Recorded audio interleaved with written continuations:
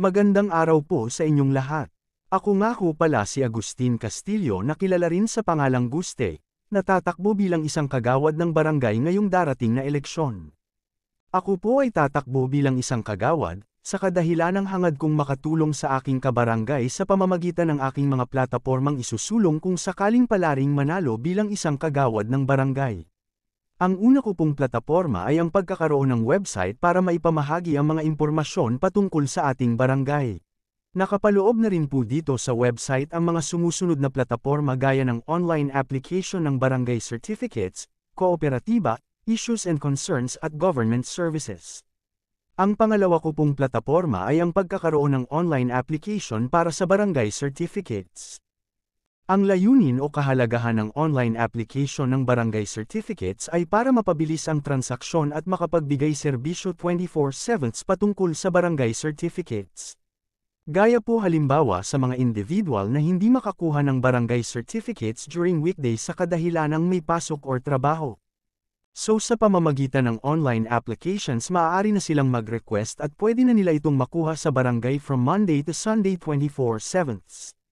Kunin lamang po sa mga naka-duty na opisyales ng barangay. Ang pangatlo ko pong plataporma ay ang issues and concerns. Pwede po kayong magsumite para sa agarang aksyon galing sa ating barangay tulad halimbawa kung may concern po kayo para mapabuti pa mas lalo ang ating barangay. Ang iba pa pong pwedeng isumite sa issues and concern ay kung may gulo o aksidente para sa agarang aksyon ng barangay. Ang pang-apat ay ang kooperatiba. Kasama na dito ang livelihood programs at low-cost power tools rental.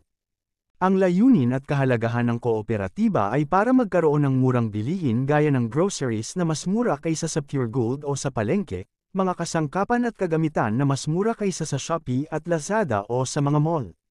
At dahil nga sa murang halaga lang mabibili dito ay pwede po tayong magkaroon ng hanap buhay through reselling ng mga produkto galing sa kooperatiba.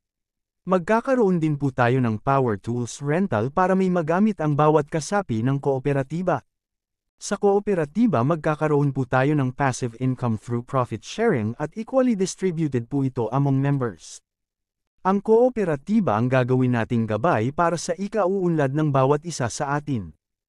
Ang pangpito kong plataporma ay ang Barangay E-Learning Center at kung pahihintulutan ay ang pagkakaroon ng mini library sa barangay hall. Ang pangwalo at pangsyam sa aking plataporma ay ang CCTV full restoration at instalasyon ng solar street lights. Ito ay upang paigtingin ang kaligtasan at seguridad ng ating barangay. Ang pang-10 at pang-11 ay ang pagkakaroon ng public address system at instalasyon ng Wi-Fi. Ito ay upang paigtingin ang anunsyo, panawagan, komunikasyon at social interaction ng barangay. Hindi lamang po ito ang aking magagawa kung sakaling ako ay mapabilang na isa sa kagawad ng ating barangay.